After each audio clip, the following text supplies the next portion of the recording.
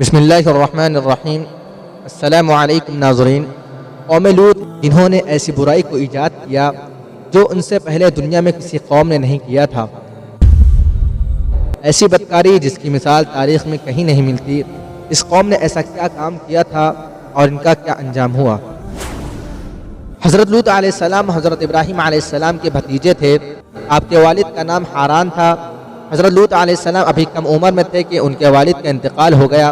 حضرت ابراہیم علیہ السلام نے آپ کی پرورش کی۔ آپ کے بچپن اور جوانی کا کافی عرصہ فیض نبوت کے زیر اثر گزرا۔ حضرت ابراہیم علیہ السلام پر ایمان لانے والوں میں حضرت لوط علیہ السلام کا نام سر فہرست ہے۔ آپ کی جائے پیدائش عراق کا قدیم شہر ار ہے۔ یہی شہر حضرت ابراہیم علیہ السلام کا مسکن بھی تھا۔ حضرت ابراہیم علیہ السلام اپنے آبائی وطن سے جب ہجرت کر کے مصر میں سکونت پذیر ہوئے تو حضرت لوط علیہ السلام ان کے ہمراہ تھے۔ یہی حضرت لوط علیہ السلام کو منصب نبوت سے سرفراز کیا گیا۔ اردن کے مشرقی اور فلسطین کے درمیان بحر مردار کے کنارے جنوبی حصے میں سرسبز و شاداب وادیاں تھیں۔ یہ علاقے سدوم اور عمورہ کے نام سے مشہور تھے۔ ان علاقوں میں پانی کی فراوانی کی وجہ سے زمین زرخیز تھی، کھیتی باڑی بھی خوب ہوتی تھی، ہر قسم کے پھل، سبزیوں اور باغات کی کثرت تھی۔ ان علاقوں کے باشندے خوشحال تھے اور زندگی کی تمام تر آسائشیں انہیں حاصل تھیں۔ انسان کے ازلی و ابدی دشمن ابلیس نے انہیں گمراہ کرنے کا یہ سنہرا موقع ہاتھ سے جانے نہ دیا اور ابلیس نے اس خوشحالی و آسائش کی زندگی کو ان کے ہی خلاف استعمال کرنا شروع کر دیا۔ ان بستیوں کے رہنے والے اللہ کے عطا کردہ ان نعمتوں کو اپنے زور بازو پر محمول کرنے لگے اور عطائے خداوندی کو انہوں نے نظر انداز کر دیا۔ لہٰذا جب حضرت لوط علیہ السلام اردن کے علاقے سدوم کی طرف مبعوث کیے گئے تو دیکھا کہ یہاں کے باشندے فواحش اور معصیتوں میں اس قدر مبتلا ہیں کہ دنیا کی کوئی برائی ایسی نہ تھی جو ان میں موجود نہ ہو۔ دوسرے عیوب اور فواحش کے علاوہ یہ قوم ایک خبیث عمل میں مبتلا تھی، یعنی اپنی نفسانی خواہشات کو پورا کرنے کے لیے وہ عورتوں کے بجائے مرد لڑکوں سے اختلاط رکھتے تھے۔ دنیا کی قوموں میں اس وقت تک اس عمل کا قطعی رواج نہ تھا۔ یہی بدبخت قوم ہے جس نے اس ناپاک عمل کی ایجاد کی، اور اس سے بھی زیادہ شرارت، خباثت اور بے حیائی یہ تھی کہ وہ اپنی اس بدکرداری کو عیب نہیں سمجھتے تھے اور اعلیٰ الاعلان فخر مباحات کے ساتھ اس کو کرتے رہتے تھے۔ اور یاد کرو لوط علیہ السلام کا واقعہ جب اس نے اپنی قوم سے کہا، کیا تم ایسے فحش کام میں مشغول ہو جس کو دنیا میں تم سے پہلے کسی نے نہیں کیا، یہ کہ بلا شبہ تم عورتوں کے بجائے اپنی شہوت کو مردوں سے پوری کرتے ہو، یقیناً تم حد سے گزرنے والے ہو۔ ان حالات میں حضرت لوط علیہ السلام نے ان کو ان کی بے حیائیوں اور خباثتوں پر ملامت کی اور شرافت و طہارت کی زندگی کی رغبت دلائی اور نرمی کے ساتھ جو ممکن طریقے سمجھانے کے ہو سکتے تھے ان کو سمجھایا اور گزشتہ اقوام کی بدعمالیوں کے نتائج بتا کر عبرت دلائی، مگر ان پر مطلق اثر نہ ہوا، بلکہ کہنے لگے ان کو اپنے شہر سے نکال دو، یہ بے شک بہت ہی پاک لوگ ہیں۔ قوم لوط کا یہ مذاقیہ فقرہ تھا، گویا حضرت لوط علیہ السلام اور ان کے خاندان پر طنز کرتے اور ان کا مذاق اڑاتے تھے کہ بڑے پاک باز ہیں، ان کا ہماری بستی میں کیا کام، یا کہتے تھے کہ اگر ہم ناپاک اور بے حیا ہیں اور وہ بڑے پاک باز ہیں تو ان کا ہماری بستی سے کیا واسطہ، ان کو یہاں سے نکالو۔ حضرت لوط علیہ السلام پھر ایک مرتبہ بھری محفل میں ان کو نصیحت کی اور فرمایا، تم کو اتنا بھی احساس نہیں رہا کہ یہ سمجھ سکو کہ مردوں کے ساتھ بے حیائی کا تعلق، لوٹ مار اور اسی قسم کے بد اخلاقیاں بہت برے اعمال ہیں۔ تم یہ سب کچھ کرتے ہو اور بھری محفلوں اور مجلسوں میں کرتے ہو اور شرمندہ ہونے کے بجائے بعد میں ان کا ذکر اس طرح سناتے ہو گویا یہ کار نمایاں ہیں جو تم نے انجام دیے ہیں۔ کیا تم ہی وہ نہیں ہو کہ تم مردوں سے بدعملی کرتے ہو، لوگوں کی راہ مارتے ہو اور اپنی مجلسوں میں اور اہل و عیال کے روبرو فواحش کرتے ہو؟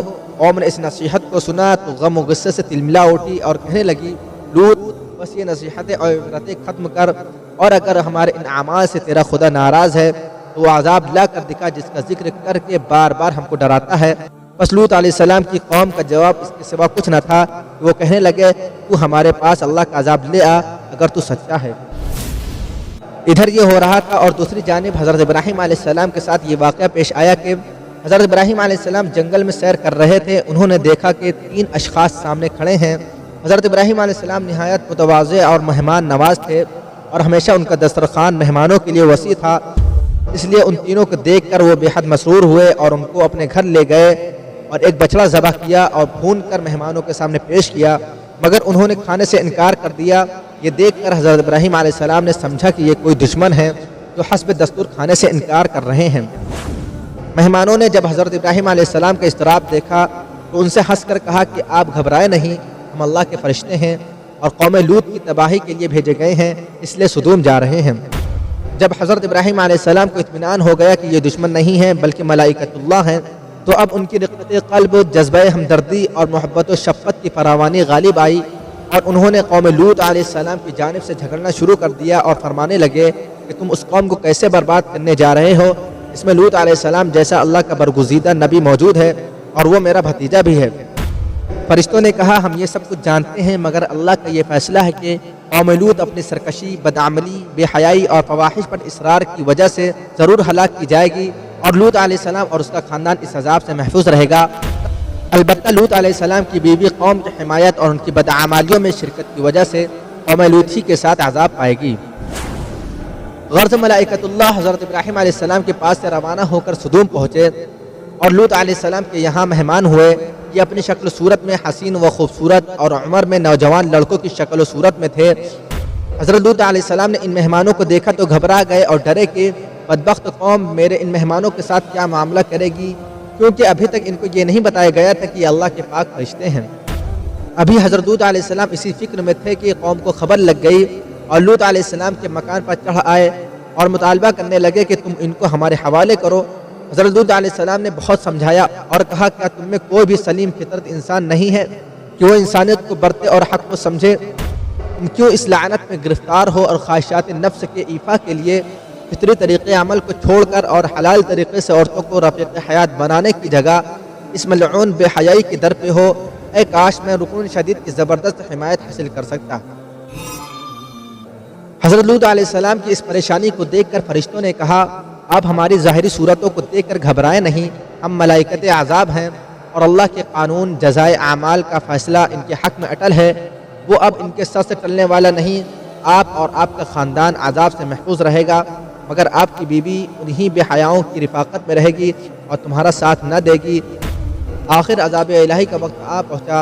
ابتدائی شب ہوئی تو ملائکہ کے اشارے پر حضرت لوط علیہ السلام اپنے خاندان سمیت دوسری جانب سے نکل کر سدوم سے رخصت ہو گئے، اور ان کی بیوی نے ان کی رفاقت سے انکار کر دیا اور راستہ ہی سے لوٹ کر سدوم واپس آ گئی۔ آخر شب ہوئی تو اول ایک ہیبت ناک چیخ نے اہل سدوم کو تہوبالا کر دیا، اور پھر آبادی کا تختہ اوپر اٹھا کر الٹ دیا گیا، اور اوپر سے پتھروں کی بارش نے ان کا نام و نشان تک مٹا دیا، اور وہی ہوا جو گزشتہ قوم کی نافرمانی اور سرکشی کا انجام ہو چکا ہے۔